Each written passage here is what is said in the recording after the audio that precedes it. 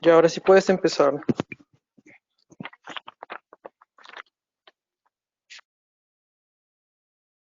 Buenas noches, chicos. Mi nombre es Daisy Abarca. Actualmente soy interna en receso del Hospital Regional Leica. También he sido paz directora de ese país. Y bueno, Valerie me ha invitado a exponer métodos anticonceptivos y yo gustosamente acepté, ya que métodos anticonceptivos es uno de los temas más preguntados en ginecología. Y también es un tema, por así decirlo, difícil. E inclusive para mí fue muy complicado entenderlo. Por eso que acepté sobre todo la ponencia, porque sería una forma mejor de poder repasar el tema. Y bueno, para comenzar, nosotros tenemos que saber o tener en claro cuáles son los puntos claves de nuestra exposición. El primer punto es planificación familiar.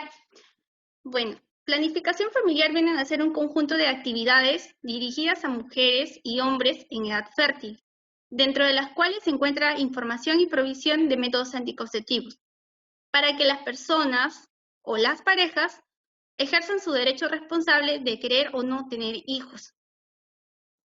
Pero ¿quiénes ofrecen la información de la planificación familiar? Pues bueno, son los proveedores de salud. Y en este caso seríamos nosotros, los médicos, y en algunas postas o centros de salud vendrían a ser las obstetrices.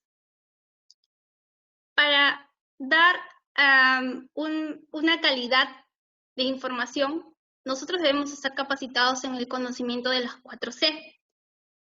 La primera C es la eficacia de los anticonceptivos. La segunda C es reconocer los signos y síntomas de las patologías que aparecen durante el uso de estos métodos. La tercera C es saber qué patologías médicas hacen riesgoso el embarazo. Y la cuarta C es conocer cuáles son los criterios médicos para dar a elegir al paciente el uso de un método anticonceptivo. Ahora, hemos repetido muchas veces esta palabrita de métodos anticonceptivos, pero también tenemos que saber cuál es la definición. Entonces, diremos que este es un procedimiento que previene o reduce significativamente las posibilidades de una fecundación, ya sea en la mujer, cuando ella lo use, o en el varón. Un método anticonceptivo debe cumplir ciertos requisitos para que las personas puedan alcanzar sus metas reproductivas sin poner en peligro su salud. Entonces, para saber cuál es la eficacia de estos métodos anticonceptivos, yo debo tener en cuenta qué es el índice de Peirce. Y el índice de Peirce me sirve para saber la eficacia del método anticonceptivo. Y se calcula por el porcentaje de falla en el uso de un método anticonceptivo en 100 parejas por un año. Ahora, estas definiciones que les he dado están en la norma técnica de salud de planificación familiar del Ministerio de Salud. Y bueno, ahí nos da 4 categorías para saber la eficacia de los métodos anticonceptivos. Y tenemos ahí la primera, que es muy eficaz, que va de 0 a 0.9. La eficaz de 1 a 9. La moderadamente eficaz de 10 a 25 y la menos eficaz de 26 a 32. Todo esto en porcentajes. Y en esta tablita veremos una comparación entre los métodos y los embarazos que hay en el uso de estos métodos o las fallas. Nos muestra dos conceptos, uso habitual y uso perfecto. El uso habitual es el uso de este método anticonceptivo en una persona con todas sus fallas. Por decir un uso rutinario o un uso imperfecto. Y el uso perfecto es utilizar el método anticonceptivo al pie de la letra. En esta tablita que les estoy mostrando van a ver que los implantes son el que menos tasas de falla tienen. Tanto en un uso habitual como en un uso perfecto tiene 0.05%. Ya, y bueno, entonces ahora vamos a desarrollar en sí lo que es métodos anticonceptivos, que es bien largo, así que prepárense.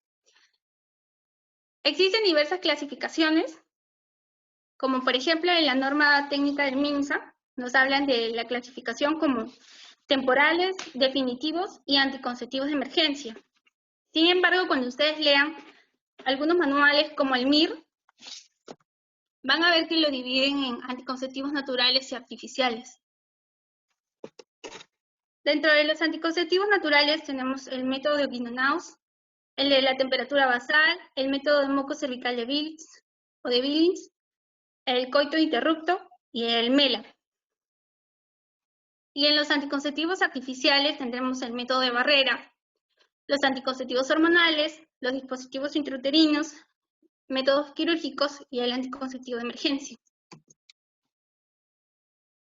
Ahora, comenzaremos con los métodos anticonceptivos naturales. El primero, que es de Oquinonaus, también llamada del ritmo o calendario.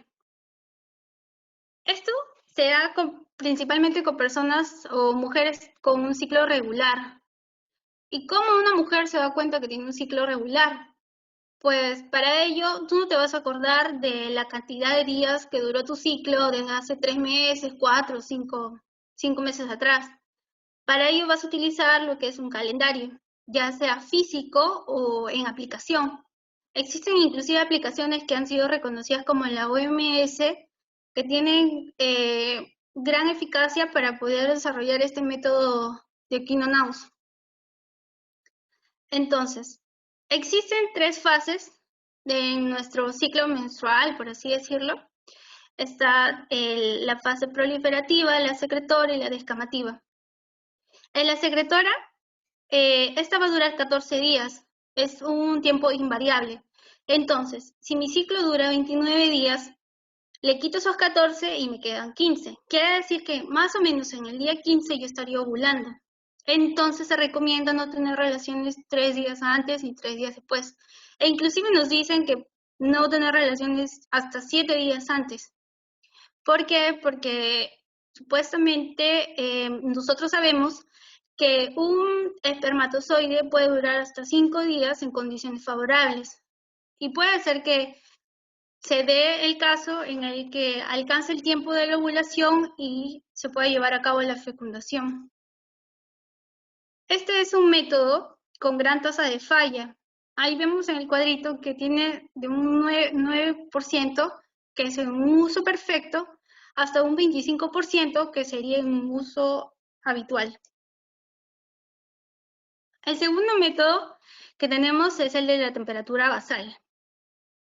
Existe una hormona muy importante en nuestro cuerpo, que es la progesterona. La progesterona incita a cambios importantes, y uno de ellos es la temperatura.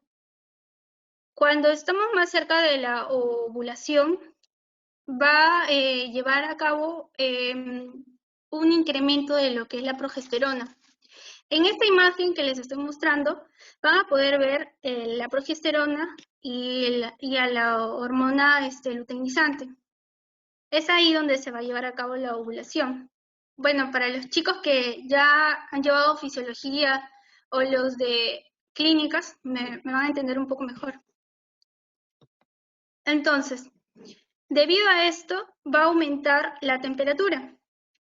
Hasta se puede decir que aumenta más de 0.5 grados centígrados sobre la temperatura basal.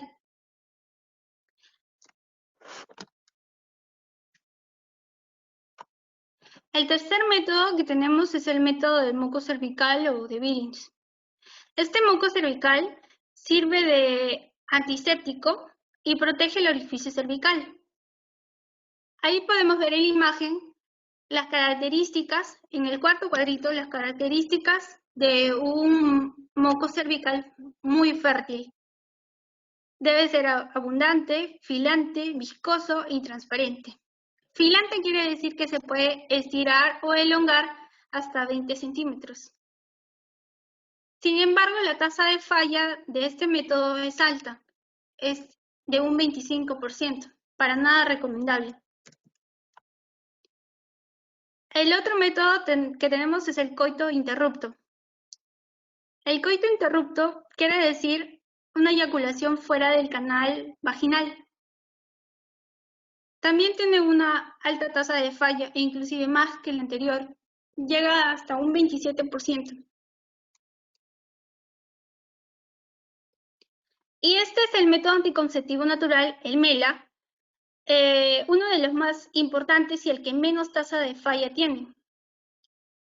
E inclusive se puede decir que es de 1 a 2% de la tasa de falla. Eso quiere decir que está inclusive cerca de los anticonceptivos hormonales. Imagínense qué tan importante es esto.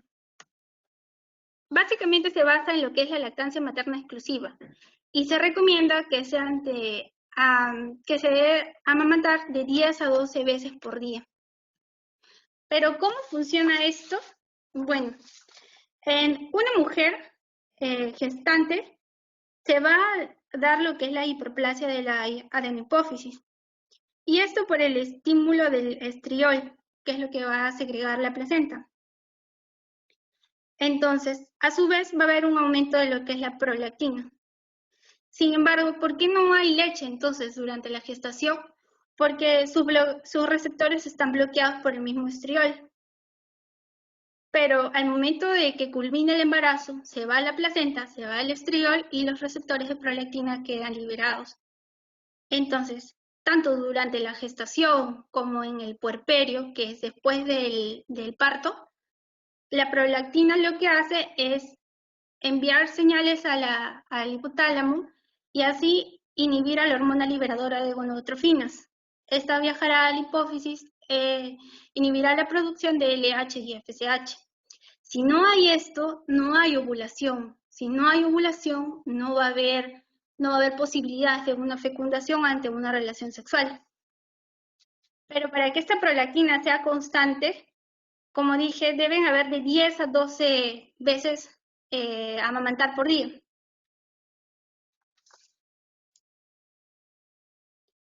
Ya. Y el otro punto que nos dice acá es del seguimiento a los 42 días. Si después de 30 días o 42 días que se le dice a la paciente que acuda al consultorio, ya presenta lo que es la menstruación, uno puede inferir que la lactancia materna no está siendo exclusiva o no está siendo bien llevada. Y también el método anticonceptivo queda en desuso y su tasa de falla es aún más alta.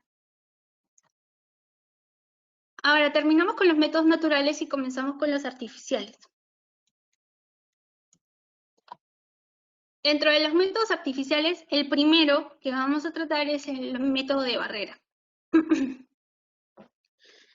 Dentro del método de barrera vamos a tener lo que es el condón femenino, el condón masculino, el diafragma, el capuchón cervical, los espermicidas y la esponja. Ahora, el condón femenino. Este viene a ser una funda amplia y delgada de polímero nanitrilo que se coloca en la vagina antes de una relación sexual. ¿Qué es lo beneficioso del condón femenino, a diferencia de los otros métodos de barrera? Que nos protegen de las ITS. Y el mecanismo de acción es que impide el pasaje de los espermatozoides al tracto reproductor femenino. En la imagen podemos ver cómo es la colocación de este condón femenino. A pesar de todo ello, no es un método tan usado y también nos dice que la tasa de falla es de un 5 a un 21%. Ahora tenemos el condón masculino. El condón masculino es uno de los más usados tanto en la población joven como en la población adulta. Esta es una funda delgada de látex que se encuentra lubricada, que se coloca en el pene antes de iniciar la relación sexual. En la imagen podemos ver cómo se puede colocar. Al igual que el condón femenino nos va a proteger de las ITS y es muy ideal en la población joven. ¿Por qué dice que es ideal en la población joven? Porque supuestamente los jóvenes son los que tienen parejas sexuales cambiantes. Entonces, tú no solamente te quieres proteger de un posible embarazo, sino que también te quieres proteger de infecciones de transmisión sexual. Ahora, También nos informa que impide que los espermatozoides tengan acceso al tracto reproductor femenino. Igualmente, igual al condón femenino es un mecanismo de acción. Y las tasas de falla en un uso perfecto son de 2% y de un uso habitual de un 15%. Ahora, el tercero es el diafragma. Así como se ve en la imagen tal cual, posee un aro metálico flexible con cubierta de látex y en el fondo posee una crema espermicida. Se coloca 2 horas antes y se mantiene hasta 8 horas después de la relación sexual. La tasa de falla, sin embargo, es muy alta, de 10% en un uso perfecto y de 40% en un uso habitual. No es recomendable. Un capuchón cervical. Ahora, esta, igual que la anterior, es una estructura de látex y se introduce cubriendo el cuello uterino. La tasa de falla es de un 10% en un uso perfecto y de 30% en un uso habitual. Ahí podemos ver las dos diferencias porque en algunos textos da a entender como si fuera lo mismo, pero es diferente, diafragma y capuchón cervical. Ahora tenemos a los espermicidas. Los espermicidas vienen en diferentes presentaciones, ya sean espuma, gel o crema, óvulos o tabletas. Y tienen como ingrediente el nonoxinol 9, que es el que va a hacer específicamente esa función de espermicida. Se va a colocar 4 horas antes del coito y no se recomiendan las duchas vaginales 6 a 8 horas después de la relación sexual. A pesar de todo ello, un espermicida tiene una tasa de falla alta. No es recomendable. Y como último método de barrera tenemos a las esponjas. Estas esponjas no son un método muy conocido acá en Perú. Sin embargo, sí existen en otros países y son utilizados. Su método de uso o su forma de uso es que se le humedece con 2 cucharadas de agua, se exprime y se inserta en el cuello uterino, tal y como vemos en la imagen. Y se coloca antes del coito y se deja hasta 6 a 8 horas después. Ahora, tenemos los anticonceptivos hormonales. Para que no se pierdan, primero eran anticonceptivos de barrera, ahora anticonceptivos hormonales. Los anticonceptivos hormonales tenemos de 2 presentaciones, los combinados orales y los gestágenos. Dentro de los gestágenos vamos a tener las píldoras, la de inyección mensual, la de inyección trimestral y el implante subdérmico, que es el mejor. Ahí les dejé un cuadrito de los progestágenos para que puedan diferenciar luego o las combinaciones que van a existir más adelante, tanto en la inyección mensual como en los combinados orales. Tenemos a los progestágenos de primera generación, casi la mayoría son derivados de testosterona, ¿ya? Ahí tenemos a la ciproterona y a la medroxiprogesterona. Y este es un poco, no es beneficioso.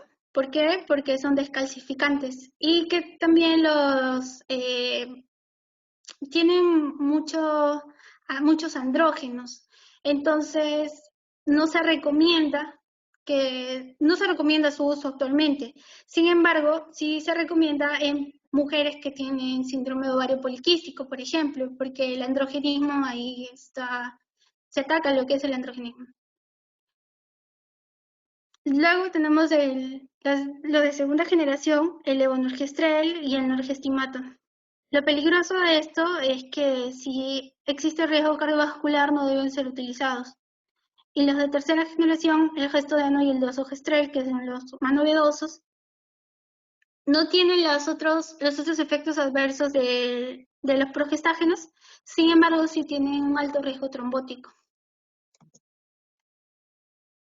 Ahora, dentro de los combinados orales tenemos de 2 presentaciones, el levonorgestrel de 150 miligramos y el etinilestradiol de 30 microgramos. ¿Por qué se utiliza etinilestradiol? Bueno, el estradiol es un compuesto hormonal que se degrada rápidamente y el etinil es como un preservante para ello. Y el levonorgestrel y el desogestrel, son progestágenos. Por eso es que se dice combinados orales. Se utiliza un progestágeno y un estrógeno. Dentro de los mecanismos de acción que tienen estos combinados orales, veremos que inhiben la ovulación, disminuyen el pico de LH y FSH, aumentan la densidad del moco cervical y adelgazan el endometrio. Formas de uso. Se utilizan durante los primeros 5 días del ciclo, o sea que se comienza a tomar durante esos 5 primeros días. Se toma diariamente una pastilla a la misma hora. Se termina a los 21 días y descansa 7 días y luego reinicias otra vez el ciclo. Pero se había visto que ese tiempo de descanso de los 7 días hacía que muchas de las mujeres tengan tasas de falla. ¿Por qué? Por olvido, por cosas así. Entonces, las tabletas actuales de anticonceptivos orales vienen con sus pastillas y de esos 7 días te ponen sulfato ferroso. Entonces, no hace más fácil la adherencia a este método anticonceptivo. Como efecto adverso tiene cefalea, náuseas, mareos, vómitos y cloasma. Y en las contraindicaciones, no se recomienda en mujeres fumadoras mayores de 35 años, ni en mujeres que tengan colestasis. También está contraindicado su uso asociado a anticonvulsivantes o antibióticos y a personas que tienen antecedentes de trombosis o discrasia sanguínea. En esta imagen podemos ver un ejemplo de un combinado oral. Ahora en los progestágenos solos tenemos los de inyección mensual. Estos, a comparación de las 2 inyecciones, este es el más utilizado en jóvenes. El cipronato de estradiol está compuesto por cipronato de estradiol de 5 miligramos y acetato de medroxiprogesterona de 25 miligramos. El mecanismo de acción viene a ser similar, inhibe la ovulación, disminuye el pico de LH y FSH y aumenta la densidad del moco cervical y adelgaza el endometrio. ¿Esto por qué? Por las dos combinaciones, tanto de estrógeno, de un derivado de estrógenos y de uno de progesterona. La tasa de falla acá es de un 1%, entonces entra en lo que es eficaz y sí lo podemos recomendar. La forma de uso es una ampolla intramuscular que puede ser colocado durante los primeros 5 días del ciclo y se puede repetir cada 30 días con un intervalo de más o menos 3 días.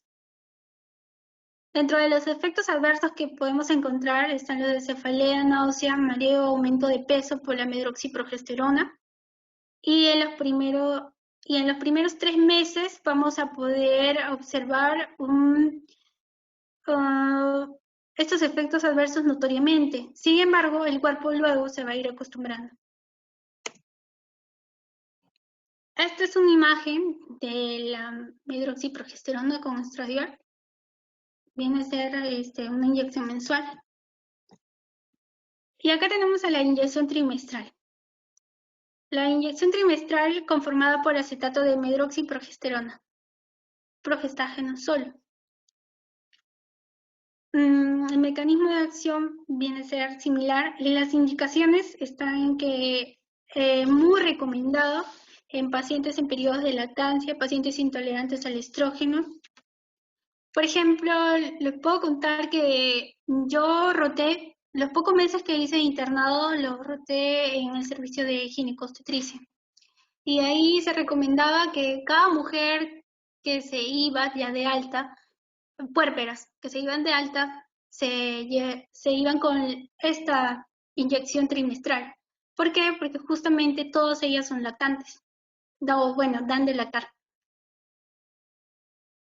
Formas de uso. Una ampolla intramuscular en los primeros 5 días del ciclo o posparto. Y dentro de los efectos adversos, un aumento de peso notorio e irregularidad menstrual. La tasa de falla también es de 1%. Y acá podemos ver un ejemplo de este anticonceptivo. Ahora tenemos los implantes subdérmicos. Los implantes subdérmicos son los más recomendados. Como pueden observar acá es 0.05, quiere decir que están en la categoría de muy eficaz, muy recomendados. Tenemos ahí dos importantes que son el Nexplanon y el Norplant. Quiero decirles que el Nexplanon es un método anticonceptivo caro. A pesar de ser caro, el gobierno ha invertido y actualmente se encuentra en los servicios de planificación familiar de los establecimientos de salud y se puede entregar gratuitamente. Ahora, el Nexplanon, a diferencia del Norplant, bueno, me voy a esta imagen. El Nexplanon viene a ser una varilla que se coloca, que se va a colocar subdérmicamente. Mientras que antiguamente se utilizaba el Norplant, que es el que está al costado, y eran 6 varillas que se introducían. Obviamente que resulta más fácil el Nexplanon que el Norplant, por eso que el Norplant está en desuso. Y la indicación de este método anticonceptivo es que la paciente desee un método hormonal de larga duración sin tener que preocuparse en tomar o no las pastillas. Por ejemplo, si tienes una vida ajetreada, que está llena de actividades y no puedes estar constantemente pensando en eso, entonces se te recomienda un implante subdérmico. Es lo mejor. Ahora, la duración del Nexplanon es de 3 años y del Norplant de 5 años. Y los efectos adversos es que en donde se coloca produzca un hematoma, dermatitis, y debido a sus componentes va a provocar lo que es la irregularidad menstrual, cefalea y mastalgia.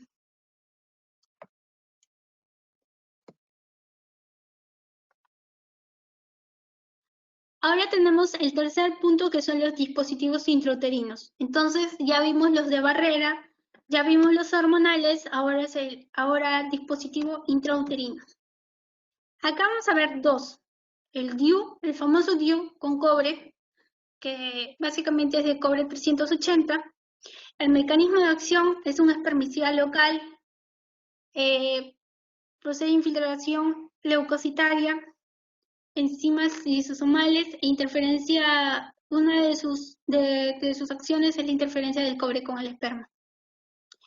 Está indicada en una mujer fértil nulípara o multípara. Antes se pensaba que solamente se podía colocar en las mujeres multíparas. Sin embargo, ahora se ha demostrado que sí, también es eficaz en las mujeres nulíparas, ¿por qué no?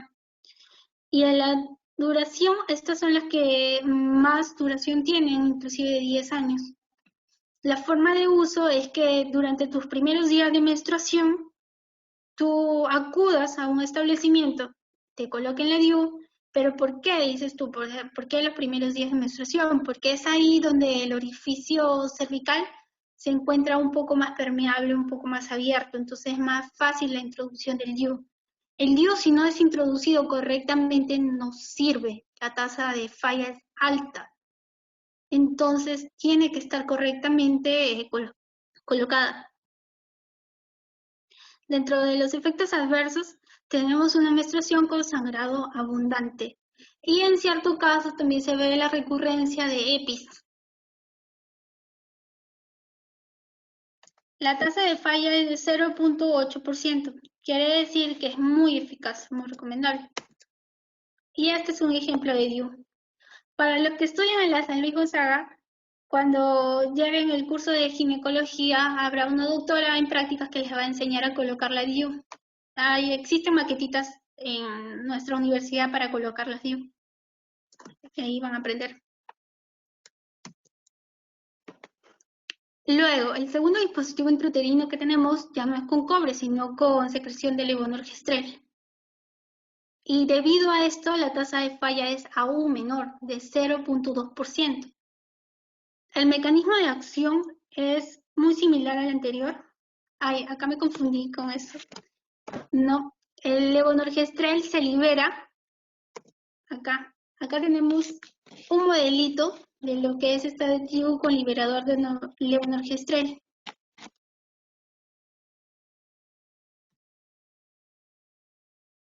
Y la forma de uso es similar a la anterior. Tienes que estar en tus en tus primeros días de menstruación para que así la introducción de este DIU sea más favorable. Dentro de las contraindicaciones tenemos que no se puede colocar en la mujer que tenga sepsis puerperal o cáncer de ovario, cáncer de endometrio, cáncer de mama o una EPI activa. EPI es enfermedad pélvica inflamatoria para los que no saben. Ahora tenemos uno de los últimos, que son los métodos quirúrgicos. El método quirúrgico de elección en la mujer es el bloqueo tubárico bilateral, que es el BTB. Cuando vayan al hospital, todo el mundo dice BTB, no dicen bloqueo tubárico bilateral, pero ese es. La tasa de falla es del 0.5%. Y el mecanismo de acción es de impedir el paso de los espermas a través de la trompa de falopio. Las técnicas hay diversas, como las de Pomeroy, Parlan, Ensure, Kroener y las de Uchida. Y el efecto secundario es que hay una complicación quirúrgica. Bueno, en el hospital donde yo he estado haciendo mi internado, las que más utilizan son las de Pomeroy modificada, que es la primera imagen, y también la de Uchida. La de Uchida es, por así decirlo, la más segura. Y acá pueden ver la diferencia entre las dos técnicas, mientras que a una se le hace como un lazo, un círculo, y ahí es ahí donde se corta y se ligan ambos cabos. En la otra no, es totalmente diferente.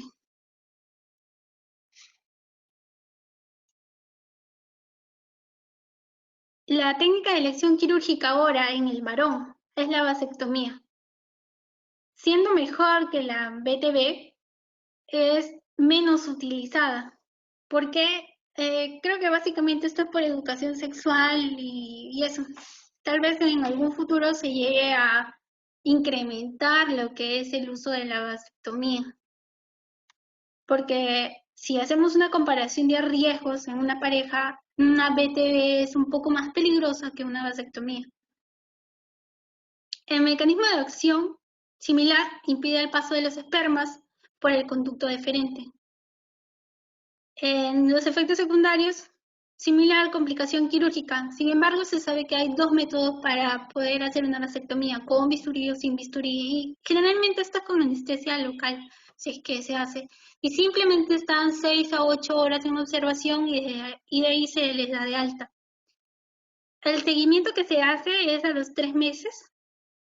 El paciente debe, no es que te hacen la vasectomía y ya tú puedes tener relaciones sexuales y no embarazar a tu pareja.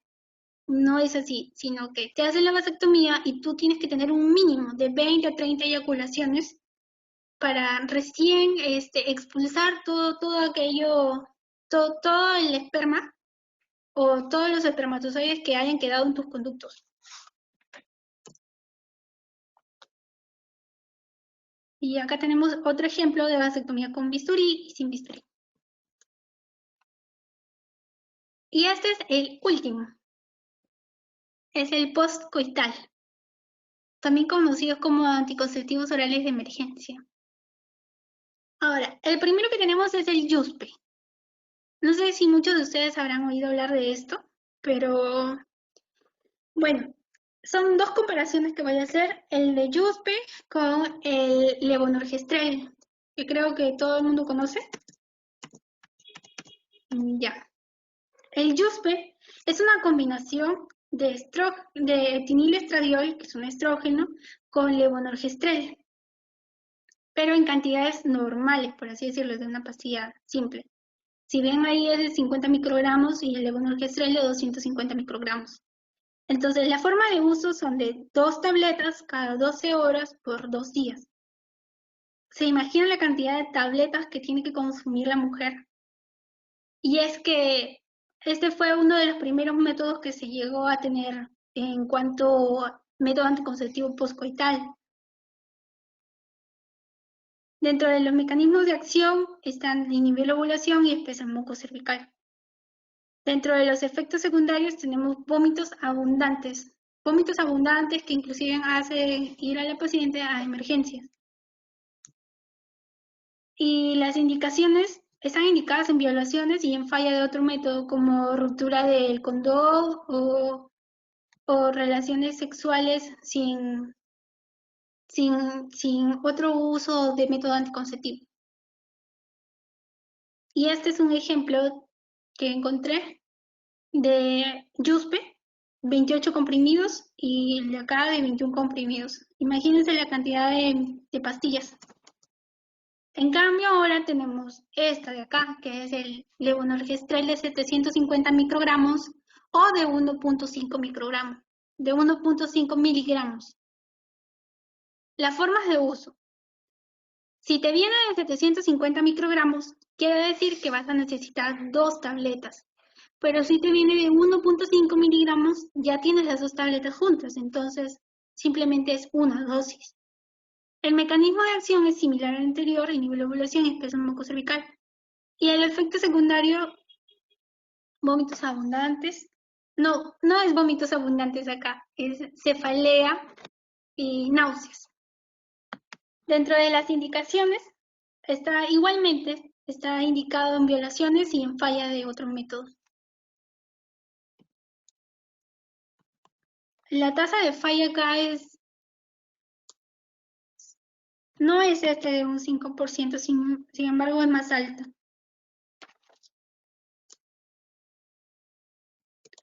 Y acá podemos ver un ejemplo de este método anticonceptivo, de una tableta, de 2 tabletas. Y eso es todo. Si tienen alguna pregunta. Muchas gracias. Chicos, tienen 3 minutos para que coloquen sus preguntas en la caja de comentarios.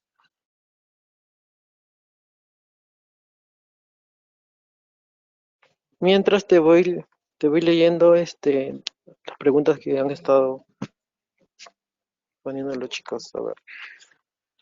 La primera pregunta dice, si una mujer se ha cuidado más de 5 años con la ampolla trimestral, ¿cuánto tiempo tiene, cuáles son los efectos adversos a largo plazo? No, disculpe. Ya.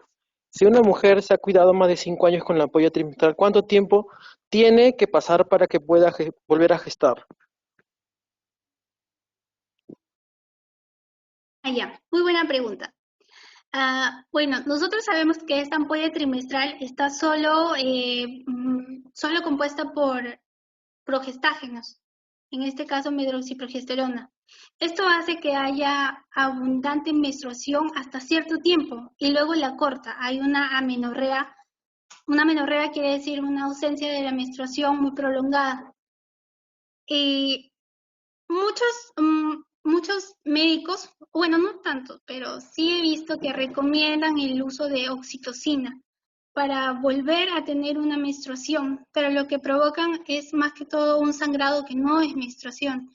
Se recomienda que dejen de ponerse la ampolla trimestral y luego tienen que estar en un seguimiento de aproximadamente un año, porque nos dicen que es tanto el progestágeno que le has metido a tu cuerpo, y mira cuánta hormona le has dado a tu cuerpo, que obviamente no se va a recuperar porque la dejes y al siguiente mes ya vas a estar menstruando. No, tienes más o menos un año de seguimiento.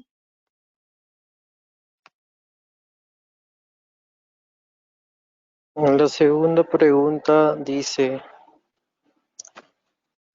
¿cuáles son los efectos adversos a largo plazo del dispositivo intrauterino de cobre? Allá. Bueno, del dispositivo intrauterino de cobre, yo sé que alguno de sus de sus efectos adversos es la aparición de continuas enfermedades pélvicas inflamatorias. También esto que nos trae continuas infecciones de transmisión, no, Enfermedades pélvicas inflamatorias. Ese es el principal efecto adverso. Pero para ello, una mujer siempre tiene que estar con su médico de cabecera, que en este caso es el que te ha colocado el DIU. Esa pregunta me la hicieron en pregrado y esa era la respuesta, que trae como consecuencias las EPI continuas. Ya. La tercera pregunta dice, ¿cuáles son las aplicaciones que recomienda para un buen seguimiento del ciclo menstrual? Ay, mira, ahorita no tengo las aplicaciones, en mi celular al menos, pero si me dejan un tiempito se las puede pasar a Valerie y que de ahí se las pase a todos, porque yo particularmente no las utilizo, pero sí las he visto, o sea, sí las he visto en ponencias anteriores que nos informan sobre las aplicaciones específicamente de eso, pero ahorita no las tengo a la mano. Ya. Se refiere a Igual no las puedo. aplicaciones de celular, ¿no? O sea, ¿o a qué aplicaciones?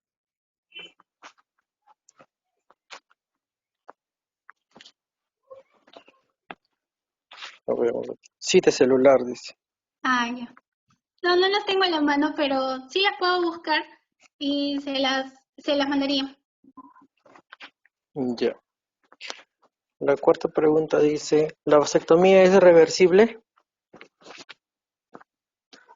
La vasectomía sí es reversible. Como nosotros sabemos, está el conducto deferente y simplemente se ha hecho una separación. Entonces se puede volver a aproximar los cabos.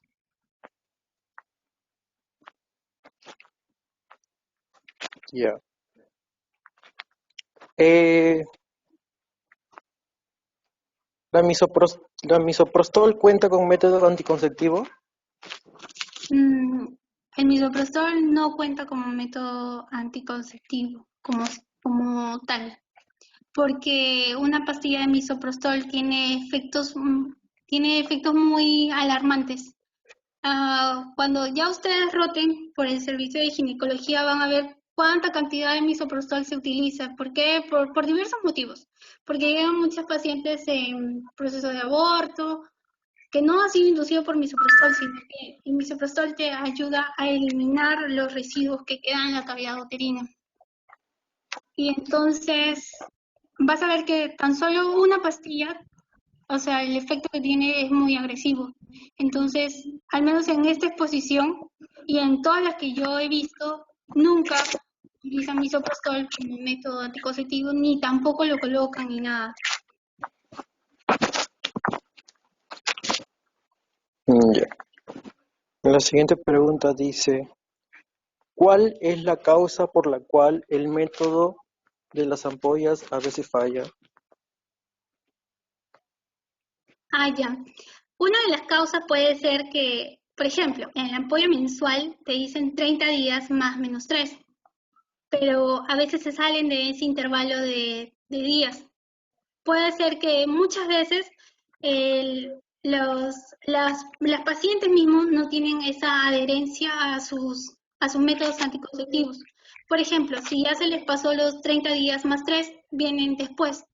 Y aún así, si se lo colocan con el mismo médico, se lo colocan con otro, ya no tiene la misma eficacia. Es por ello. Por eso que ahí en los porcentajes que le puse había de uso perfecto y de uso habitual. Sin embargo, nos dicen que no todos los métodos anticonceptivos son 100% seguros. Siempre existe una falla, un porcentaje de falla, que es propio de nuestro organismo. Por eso que las hormonas que son artificiales, no a todos nos dan los mismos efectos adversos, ni con todos es igual. Ya. Para colocar la ampolla, de 1 mes o 3 meses, ¿qué se debe tomar en cuenta en la mujer para poder colocarlo? Ya, por ejemplo, en una mujer que está lactando, se recomienda la ampolla trimestral. Sí o sí, la vas a ver, se recomienda. ¿Por qué? Porque solamente tiene progestágenos. No le puedes dar a una mujer que esté dando de lactar la ampolla del mes porque tiene estrógenos. Esto puede bloquear su producción de leche, entonces no se recomienda. En cambio, en una mujer joven que no está dando de lactar, sí le puedes dar una ampolla mensual. Siempre se va a recomendar la combinación de las hormonas, un estrógeno y una progesterona, porque ustedes saben que si solamente se les da estrógenos o solamente se les da progesterona, tiende a tener factores de riesgo para desarrollo de cáncer, descalcificaciones, etcétera. Ya. ¿Cuáles son los métodos anticonceptivos que tienen tendencia a hacer engordar y qué método está mejor recomendado, los anticonceptivos orales combinados o los estágenos? ¿Dónde está eso? ¿Dónde dice? ¿Me lo puedes volver a Rocío leer porque no Franco. lo encuentro? Ya. ¿Cuáles son los métodos anticonceptivos que tienen tendencia a engordar? ¿Y qué método está mejor recomendado, los anticonceptivos orales combinados o solo los estágenos? Ya.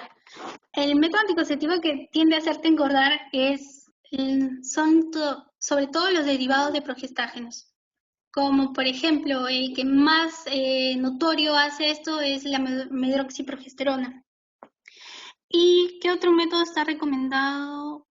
¿Qué otro método está mejor recomendado de los anticonceptivos? Ay, siempre vas a ver que los anticonceptivos orales combinados son mejores que los progestágenos solos. ¿Por qué? Porque hacen esta combinación ideal para que tu cuerpo no desarrolle factores de riesgo que más adelante te lleven a hacer descalcificaciones o a que tengas cáncer.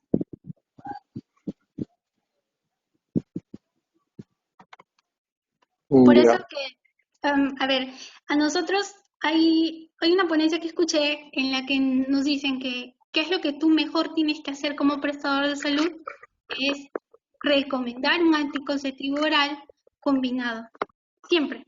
Entonces, si alguien con mucha trayectoria nos dice eso y el por qué es porque realmente es importante y sí, es necesario.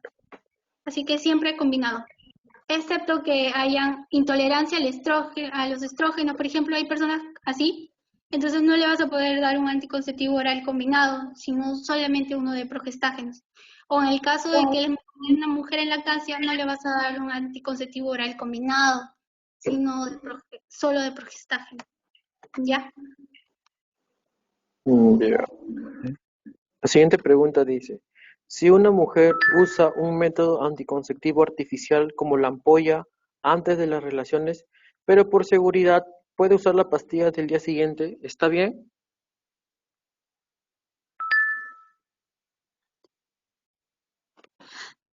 Ah, ya.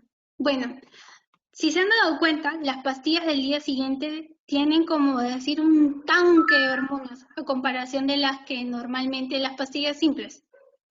Entonces, tú ya te estás colocando una cantidad de hormonas con tu ampolla. No es recomendable que tú tomes una pastilla del día siguiente por la cantidad de hormonas que te estás metiendo en el cuerpo. Ya suficiente creo que tienes cuidándote con tu método anticonceptivo de la ampolla. Así que chicos, siempre carguen sus condones, siempre utilícenlos, no se estén metiendo esa pastilla del día siguiente. Ya he visto varias personas que utilizan eso como si fuera caramelo y no está bien, porque tal vez no vean los daños ahora, pero sí lo van a ver más adelante. Ya, la siguiente pregunta dice, para ser mujer fértil, ¿cómo debe ser su moco cervical?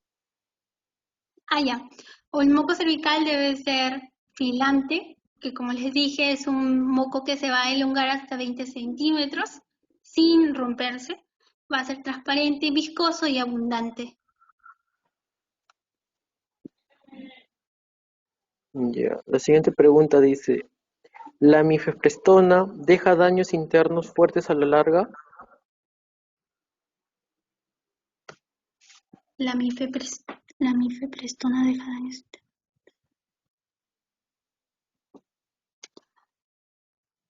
¿Cómo que daños internos? No, no entiendo. No, no entiendo muy bien su pregunta. ¿Se refiere a la... ¿qué?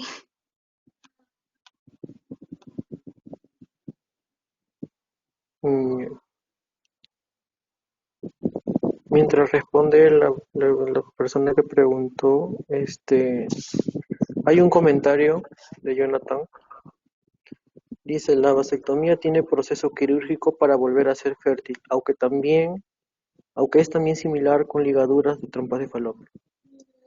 Claro. Y, sí, Sí, eso sí, sí, hace un momento le explicaron eso preguntaron eso sobre si la vasectomía podía ser reversible. Sí. ya. Daisy, muchas gracias por la ponencia en nombre de la Sociedad Científica de Estudiantes y el Comité Permanente de Derechos de Salud Sexual y Reproductiva ESCORA, que la preside Valery Ciclén. Te damos las gracias por esta excelente ponencia. Esperamos contar con tu apoyo para otros proyectos. Muchas gracias. Muchas gracias a ustedes. Disculpen si es que he hablado muy rápido y tiendo a exponer y hablar muy rápido, pero esta es la primera vez que estoy haciendo una exposición así y también creo que estaba un poco nerviosa, así que si es que más adelante llego a exponer voy a tratar de calmar mis